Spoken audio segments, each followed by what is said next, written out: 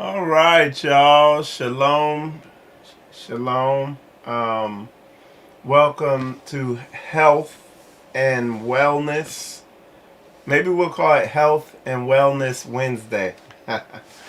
But today, what we're talking about is caffeine. Are you a caffeine fiend? And what we're going to do, I'm going to do a bunch of health and wellness shows. We're going to be just focusing on different foods, vitamins, minerals, nutrients that are out there, and just educating you on, the pros of it and the cons, if there's cons of it. And today we're talking about a big one, and that people need to be thoroughly educated on, and that is caffeine. And something people need to understand when it comes to caffeine and when it comes to our diet here in America, in the world.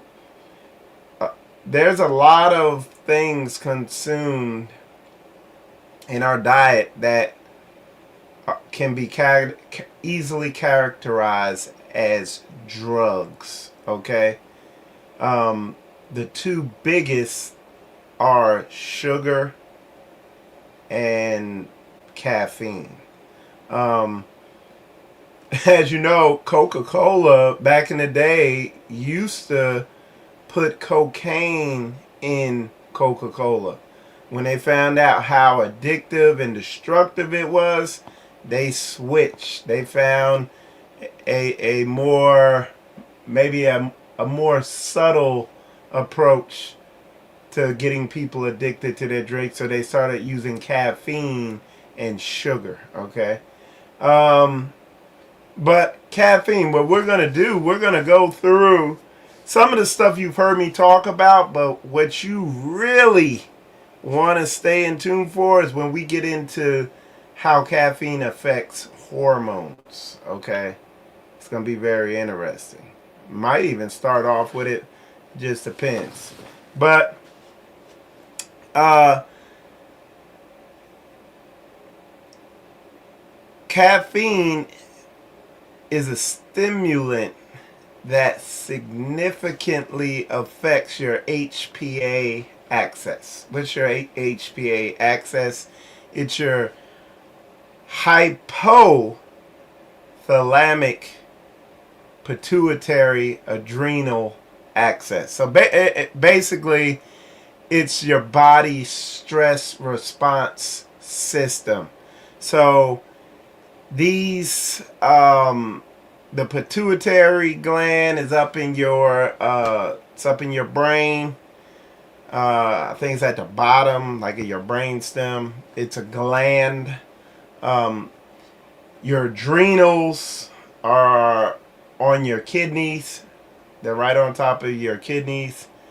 And yeah, so it significantly affects it. It basically, as I've talked about before, it causes your body to go into an artificial stress state. It literally triggers a fight or flight. And I got what I'm reading off some articles and stuff here. It says cortisol. So caffeine intake causes a rise in cortisol, often called the stress hormone. It stimulates the adrenal glands to release more cortisol, mimicking a stress response. And one of the things I talk about is just really simplifying how caffeine affects your body system.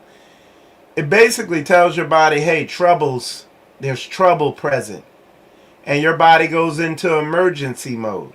And what your body does is it shuts down any unnecessary systems that are not required to deal with immediate trouble. Okay? So it literally, and it allocates all that energy over to your the systems that are required for, immediate engagement of danger. So your vision will be heightened, your focus will be heightened, your energy levels will come up. It'll shut down your body's sewage system. So your lymphatic system will be shut down. Your kidneys will shut down. It's shutting down or throttling back all these systems in your body. And when you just regularly consuming something like this, this is this it it call it what's the best word?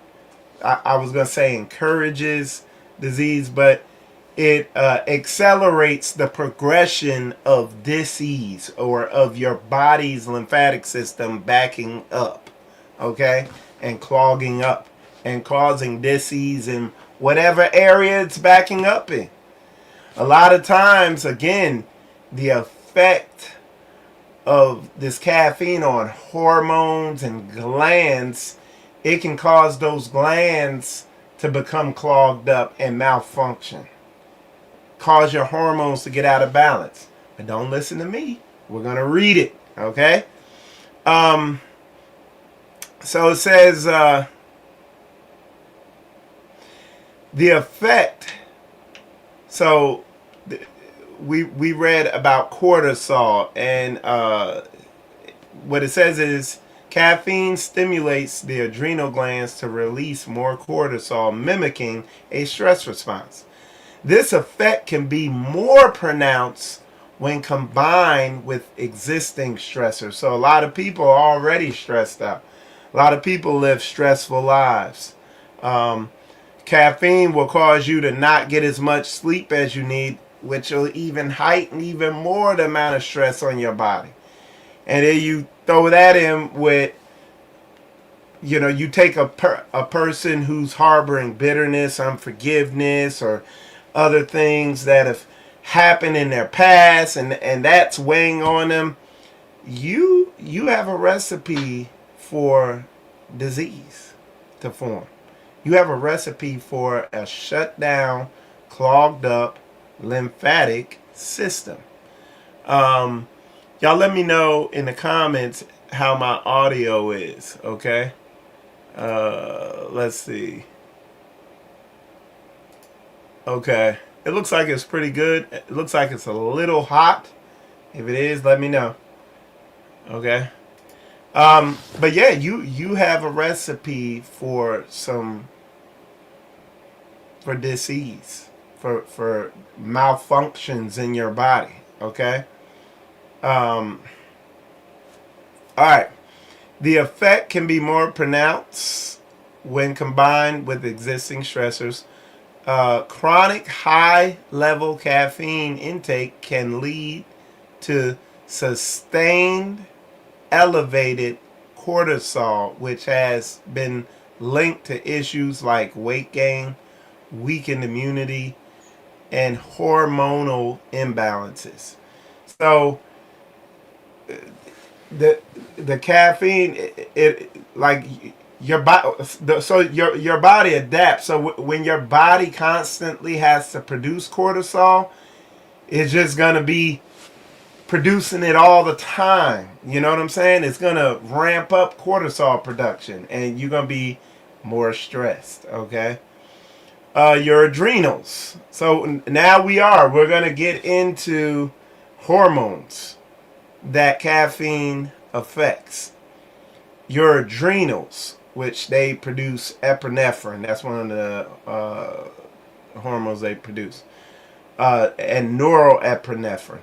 Caffeine increases the release of these catecholamines. Okay? This is part of the fight or flight response, leading to increased heart rate, alertness, and a temporary boost in energy. So a temporary energy boost.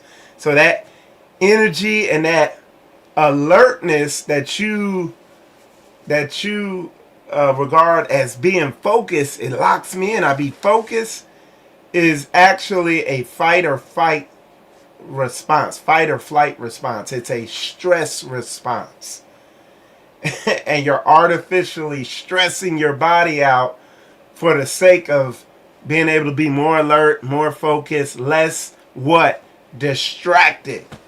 But what do I talk about? We train distraction. People don't realize how diabolical this beast system is, where you have social media and you have these videos, real videos, or they call them, the technical name I guess is called short form content. And that's these short videos that you just doom scroll through. And they just, what do? They grab your attention. Instead of you learning to focus on something and fight distraction, this stuff grabs your attention. And then you wonder why you can't focus and you can't concentrate. And the only way you're able to concentrate is by medicating yourself with caffeine. You see what I'm saying? You're self-medicating with caffeine and putting your body in an artificial stress response, shutting down your body's sewage system, and thereby just putting yourself in a position, setting yourself up for disease. It's a vicious cycle. And like I said, I know because I was a caffeine addict. I got deliverance from it. I had to get deliverance from caffeine addiction. Okay? And when I say I was on caffeine, I started out drinking coffee and I liked the focus and how locked in I was. So I bought a whole kilo of pure caffeine powder. And all you needed of this stuff was like a little dot of it. It was not a lot. You put it in a drink, and then I'd put grapefruit juice. I'd squeeze a grapefruit in it, and I would put coconut oil in it, and like the grapefruit juice would sustain it in your bloodstream longer. Man, look, I had it down to a science. And boy, I was locked in. You talking about alert. You talking about eyebrows up like this. You know what I'm saying? But eventually it started having negative effects on me. Okay? So you got to be aware of this. So let's talk about, we're going to get into hormones now. The effect on how caffeine affects different hormones such as insulin, estrogen, progesterone, testosterone. We're going to go through all these, okay? So let's get into it. All right? Caffeine can interface with blood sugar regulation. Studies show that caffeine can reduce insulin sensitivity, meaning your body needs to produce more insulin to manage the same amount of blood glucose. So it's basically saying it will cause you to develop type 2 diabetes. Okay? And again,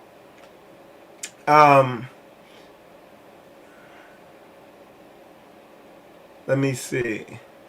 So, I don't know what else to say, because you couple caffeine consumption with sugar intake, the high level of sugar intake.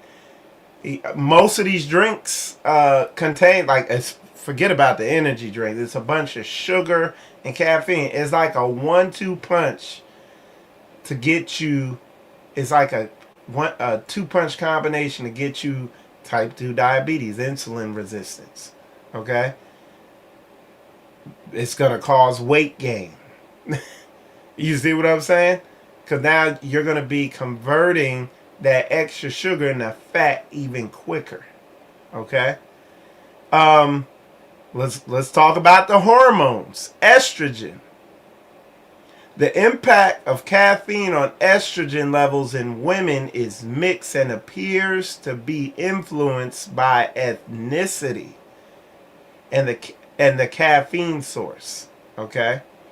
It says in some studies, white women who consume high amounts of caffeine, over 200 milligrams, had lower estrogen. So what it's saying is it can lower your estrogen levels, and in Asian women it elevated estrogen levels.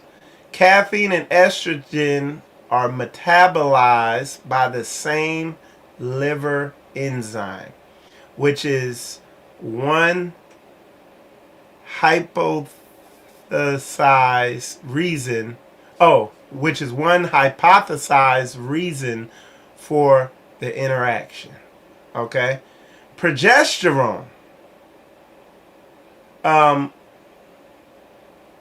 It says high chronic cortisol levels induced by caffeine and stress may suppress progesterone production, potentially contributing to a state of estrogen dominance. Okay? And then testosterone. It says research is mixed. Some studies suggest a temporary increase in testosterone after acute caffeine intake, potentially linked to the spike in cortisol and adrenaline. Other long-term studies, particularly those involving high intake, suggest a possible reduction in testosterone levels in men and women. So over the long term. In the short term, it's going to spike testosterone. Over the long term, it's going to decrease it. Okay? So, the key thing is, man, you're consuming a substance. It's basically a drug, and it's affecting all these systems in your body, potentially can throw them out of whack. So what do you need to do? You need to get off the caffeine. You need to get off it, or substantially reduce it, or only break in case of emergency. And I did. I got off it, and I'll tell you, for years, yes, y'all, for years, I was trying to figure out, why my energy levels were low and how to get them back. And because I knew it wasn't just, hey, your energy's a level low because you're tired or whatever. I knew it was something. And come to find out, what it was I was lacking in certain vitamins, minerals, and nutrients. And some of those basic vitamins, minerals, and nutrients I was lacking were electrolytes, for one, salt in particular,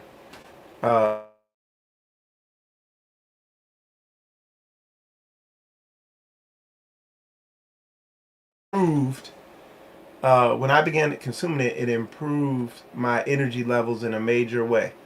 Vitamin D, which you get from sunlight, but if not, you need to supplement with. I was low in that.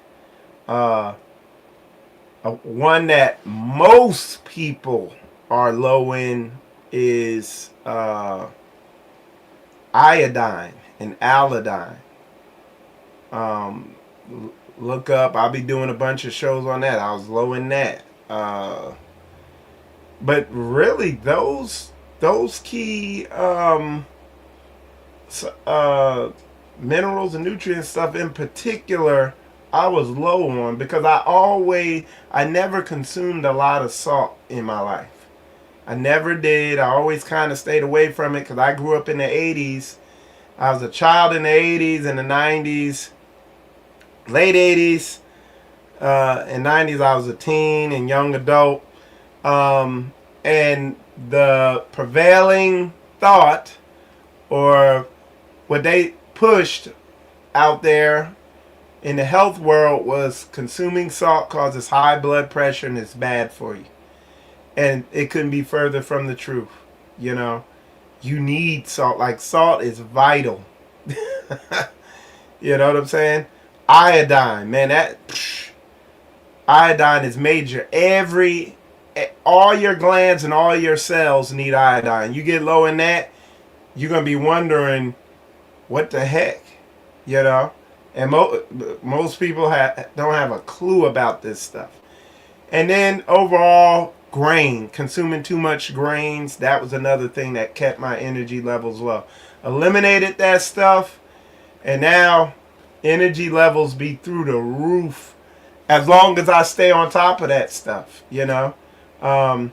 And you know, with my level of activity, how active I am and on the go I am, at times I'll get so on the go I'll forget to, because you know I go to the gym, I lift weights, and I'm running around doing a whole bunch, and these things like salt, you know, and electrolytes and drinking plenty of water, all this stuff, you need to be doing that every day. You fall out of rhythm with that. Like, last couple of days it got real cold and I fell out of sync with consuming that stuff, and I could feel it. Body was cramping and all that stuff.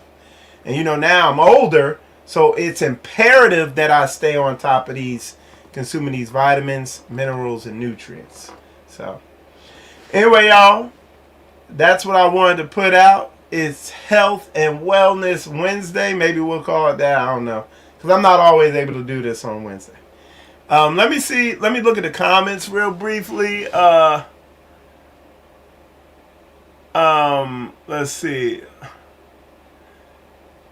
Yeah, brother said he wants to talk. Yeah, give me a call if you want to talk. But anyway, y'all, with that said, that's all I got for y'all. Appreciate y'all tuning in. I hope this show was informative to you. And with that said, I'm Michael Idra. You're watching Spiritual Combat, and shalom, shalom.